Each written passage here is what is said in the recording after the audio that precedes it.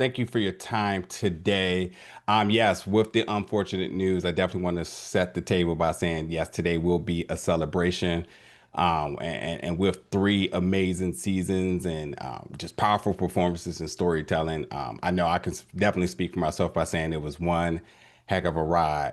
But yeah, Michael Patrick King did recently confirm this news about season three being the conclusion of this franchise. I want to know for you, and I know you shared some heartfelt moments on Instagram a few days ago, but now that some time has passed, I wonder, have you been able to reflect on your journey with this show even more, and how does it feel to be a part of helping move the needle in this iconic series? And is there any personal memories or moments on set that you hold especially close?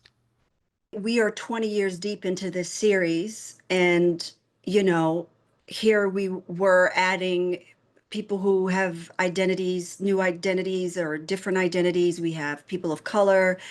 And the first thought I had when I got the call that they were interested in me to read for the part was, wow, now the city's going to look like the city, you know? And and then my second thought was, is it going to be spaghetti thrown on the wall? Is it going to be done right? And I have to give it to MPK, who, in the first season of And Just Like That, he had two Black women. So I didn't feel tokenized. Like there was an understanding that the Upper East Side Black woman and the professor might have different lives. It's not just the color of their skin, that we are we are humans, and with different needs and different tax brackets and all the things. And I really love that. And then secondly, he put Black women of all brackets and parentheses in the room. And so when I walked into LTW set, I was like, because we all know LTWs, um, I'm an actor, and so I'm still on the working class side of things. I think I just got my first Bisa Butler, as a grown person. And so I just felt like I was in good hands. And at the same time, there was no overreaching. It was seamless to write my story to fit in. And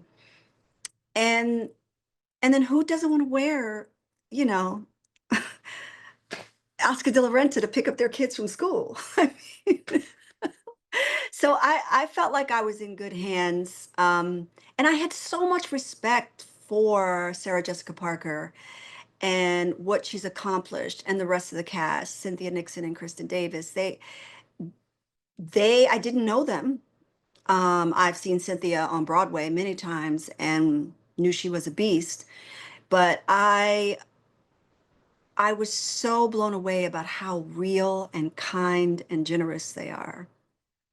What I wasn't ready for was the fans. I forgot that they had, worldwide global opinions coming at them at all times. So I had to draw on the Lord when all the drama was happening. Thank you so Yeah, much but for that. yeah. Oh, go ahead. I'm sorry. No, you go ahead. No, I was just saying I thank answered you. like 5 questions, but that's just me. No worries. Thank you so much. I appreciate it. Hi, Nicole. My name is Ruen Peralta from Miami.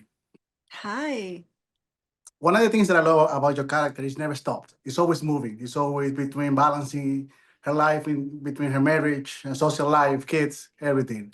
Um, if you have the opportunity to write a spin-off or just your character, how this will look like? A couple of people have inquired about that. It's not really up to me, but I think, the Wexleys were well developed as a family. And that would be wonderful to work with Christopher Jackson again. He is just, most people know him from Hamilton. He's a mighty, mighty Broadway star. And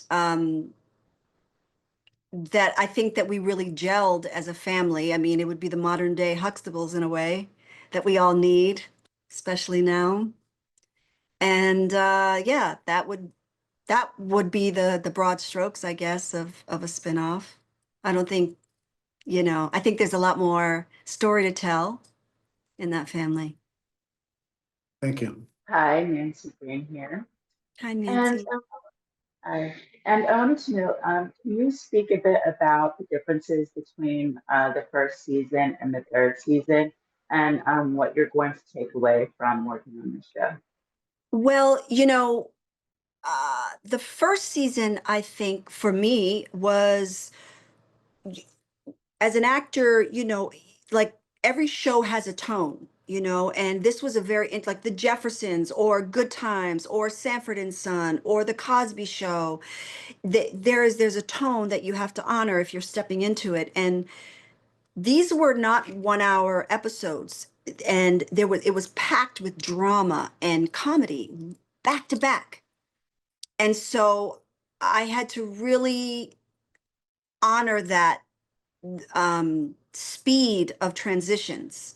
Something dramatic will happen, and then it's like quirky, real life, completely relatable moments. And so it really kept me on my acting chops in a way. It looks seamless for everybody, but it was actually um, very specific rhythm, and I just did my best to kind of work on that. And I think by third season, even mid second season, I had found my groove. And what are you going to take away from working on the series?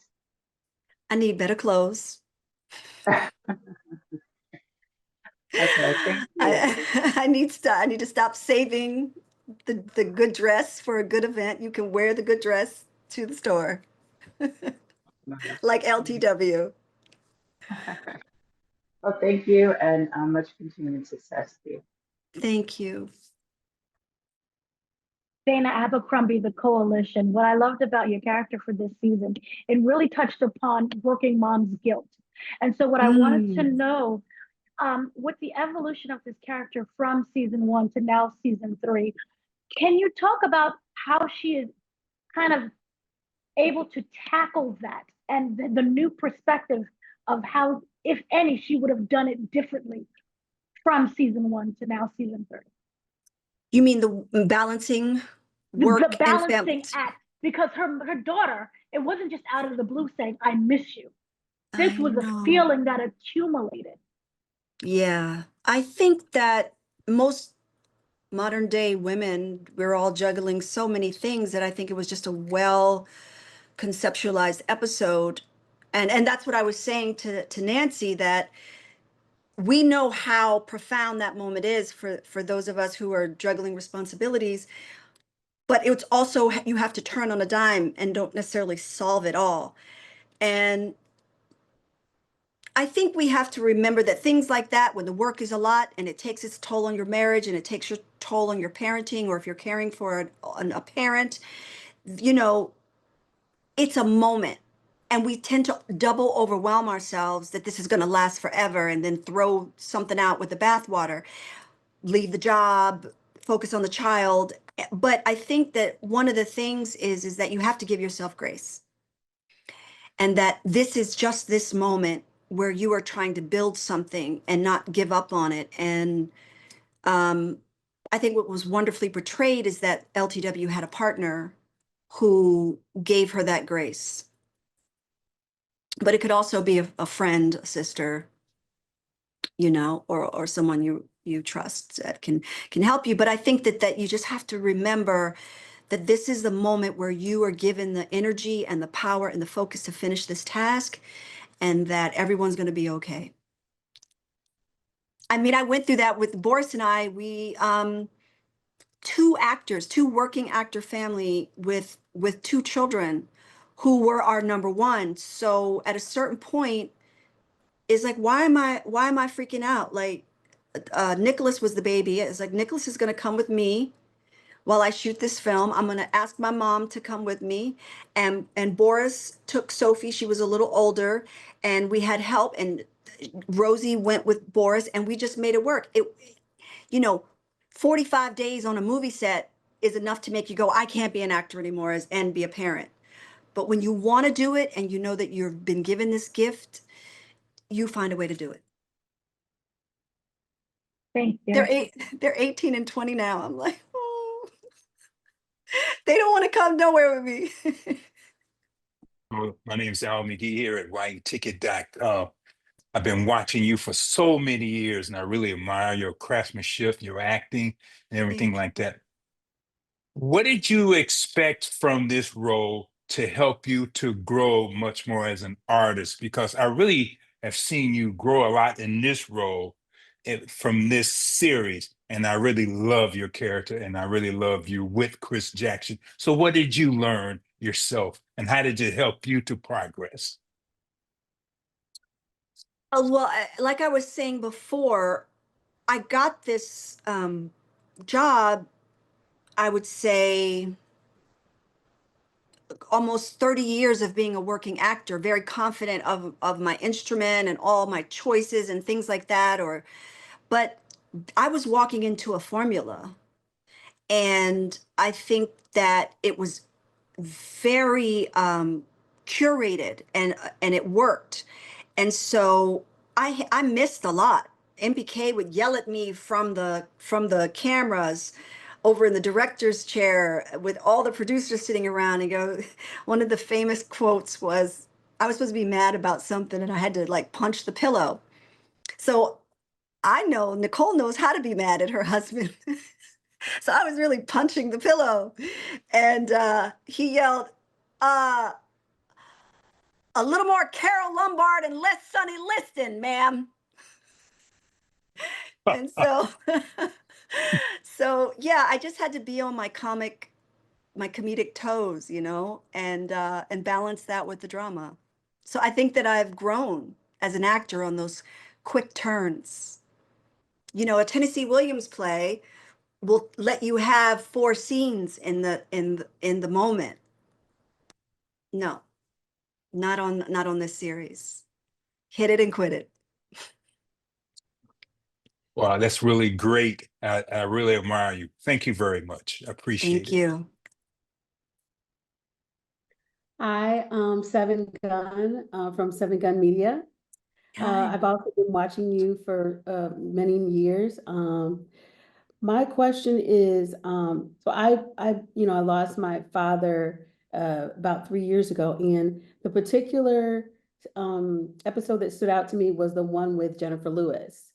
And I wanted to know, what did you pull from that specific episode? Because for me, I think my father would have appreciated the episode because there was it was sad, but there was also a lot of comedy in that episode. So can you kind of explain your relationship with your father and then with Jennifer Lewis? Because there was some highs and lows, and there was a whole lot going on in that episode. So what did you pull from that?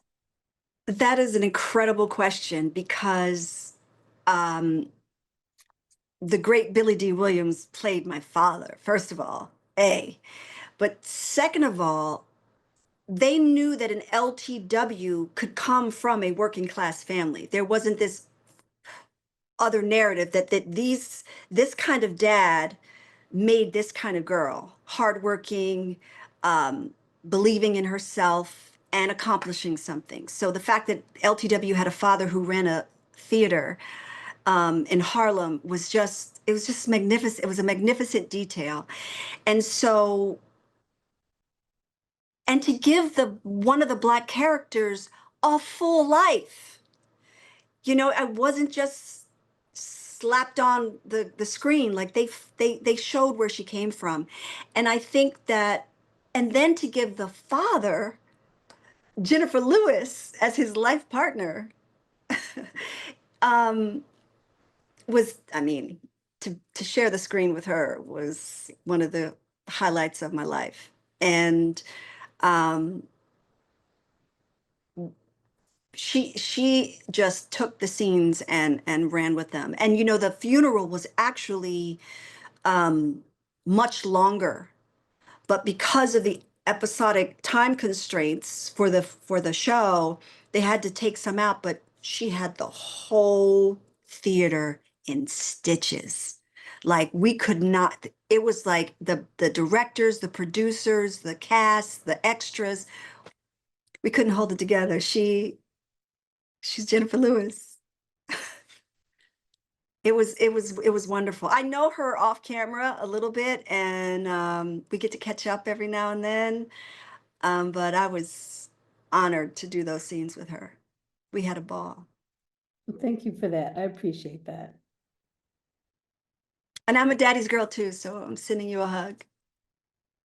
Hi, Nicole. This is Karan Lenoir Kelly from Karanism.com and Love Music Pleasure. And first of all, I want to say how godly proud I am because I'm a daughter of Baltimore.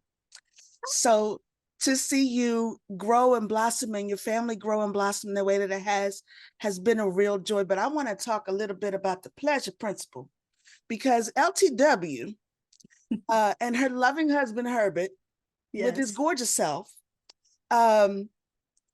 she comes to a revelation where she begins fantasizing about Marion, her creative partner. I thought that was such an incredible thing to explore because it's not something we talk about often. So what did you learn about having that kind of connection with a working partner? Well, I think that what was so evident was her stress level.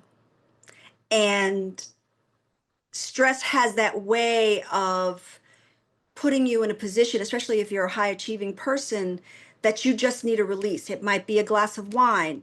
It might be not sleeping, and then then you need relief in a way. And so I think that Marion was just a result, a symptom of something much bigger. And I don't think her marriage was ever really in danger. I mean, she has sense, but I just think that they did a good job to kind of flesh it out a little bit. Like, what is this? Ask some questions, give it a name. It's a work crush. And then writing the scene where she gets up out of the theater. That at a certain point you got let's refocus. It might mean that I have to do a deep dive as a person, but I know this isn't the right choice. I know that in a healthy marriage and a long-standing relationship, this stuff comes up because you don't go blind. You don't stop feeling just because you have a life partner. But I love the way that it played out. And thank you so much. I hope LTW does get her own because the art is worth it. The teacups are worth it. Thank you. Hi, Nicole. Mercedes here with She Critiques in Atlanta. Hi. Well, first I want to say I think you are the perfect puzzle piece to this series. Like you've just fit seamlessly with the ladies. But I want to talk about the fashions, okay? Yes. Because the fashions are amazing and you wear them beautifully. This series has always been one of those things where you can put a look on a wall and you know what character belongs to that look. So in terms of developing Lisa Todd Wexley's look and who she was going to be and her identity through the fashion, what was that conversation like? And yeah, let's go there. I'll hold there. Well, Molly Rogers and Danny Santiago and MPK, they had a very specific style that they wanted to try to achieve with her. It was very intentional.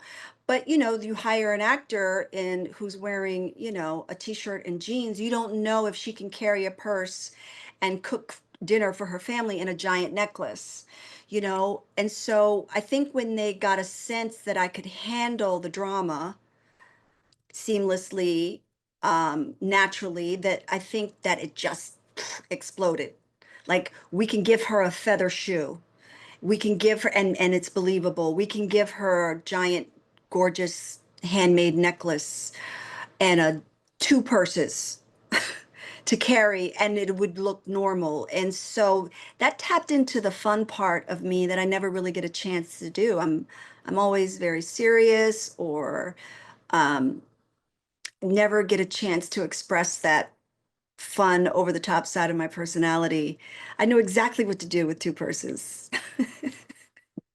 And I think that they just committed. I mean, and again, very intentional about wearing Christopher John Rogers and handmade bags from Central America and Africa, and really allowing LTW's whole situation to be on point.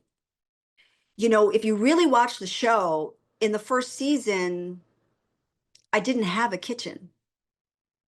But when the family gelled, that's a full executive decision all the way up to the studio. That's a budget concern. And they gave the Wexleys a kitchen, and it was just a gesture of this is a full family. And then they put the Harlem Étoile coffee cups in my cabinet. Like they, from the fashion to my accessories and my set design, I think they did a great job. Do you have a favorite look from any of the seasons, like where that sticks out in your mind? I love them all. I love them all. And because they told a story.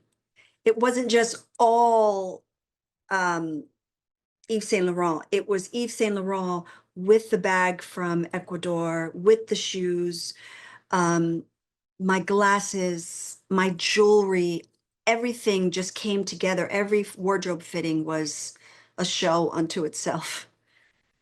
You looked beautiful. Thank you so much. Thank you. Tamara J. for Noir Online. My question is regarding Lisa's, there's so much to ask. She was such a well-grounded character in terms of fashion and Black excellence. Did you feel a sense of responsibility bringing her character into the Sex and the City universe as a Black woman? It was definitely a sense of responsibility. But I was also,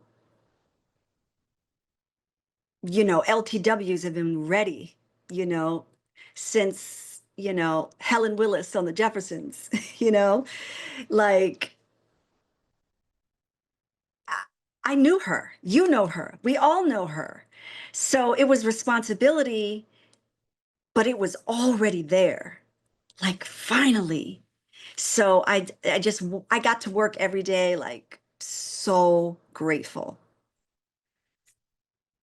So grateful that somebody wanted to bring our LTWs to the screen. Thank you so much. Hi, Nicole, Jill Monroe, KBLA Talk 1580. So one of the more functional relationships we saw on this 3 seasons, excuse me, is LTW and Herbert's relationship. And we saw a bit of a challenge this season. But how do you feel overall as a Black couple in this white curated existence, so to speak?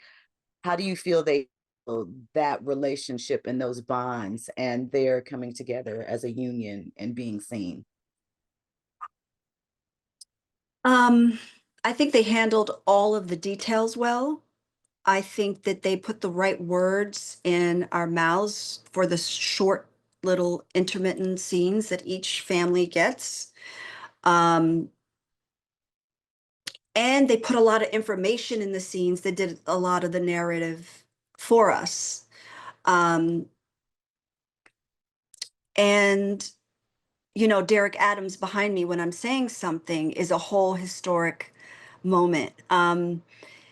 But, you know,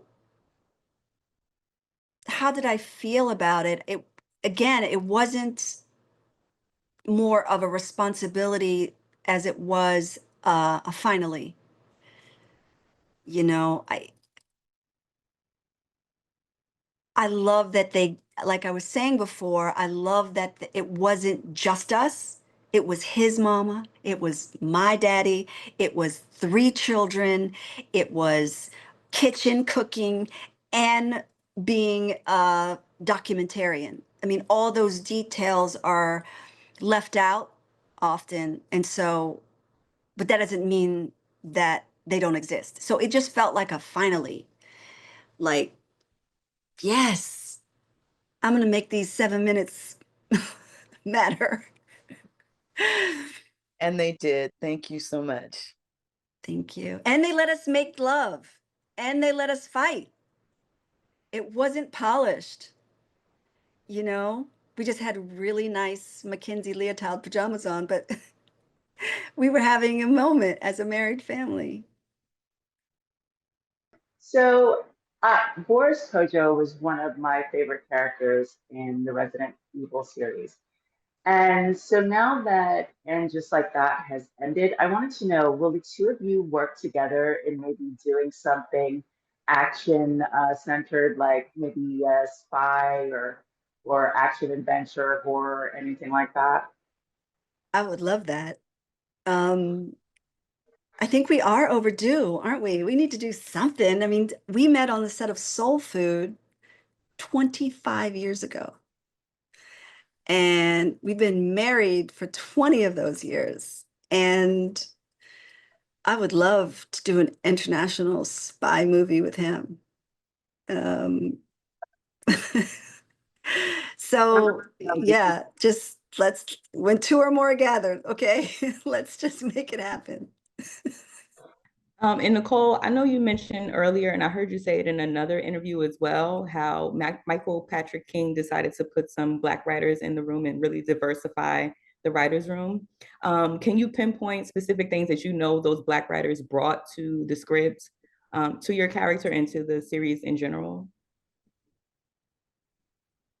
I'm sure they had moments where the punchline had to fit in the rhythm of the show and be on the theme, because if you study Sex in the City, there's a unifying force for each episode. So I think on a episode, they probably were working within those comedic confines, but they managed to give LTW and Herbert the right comeback or the right sassy line or the right way we grieve and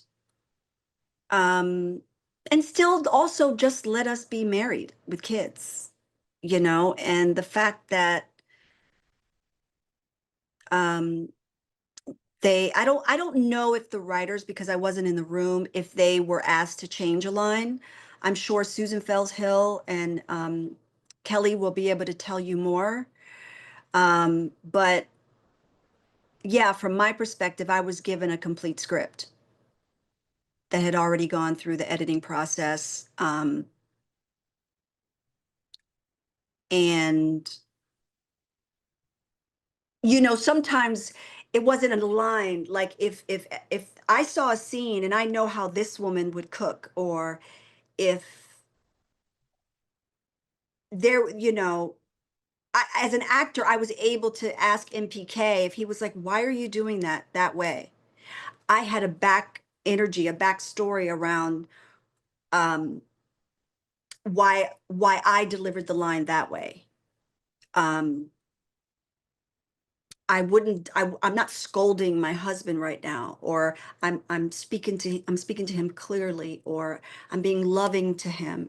Like, you know, you can take one line and it could be a lot of different things. So just in terms of my Blackness or my understanding or my perspective, sometimes made lines more authentic for me. But from the most part, by the time I got the pages, it was clear what the scenes were about. Thank you.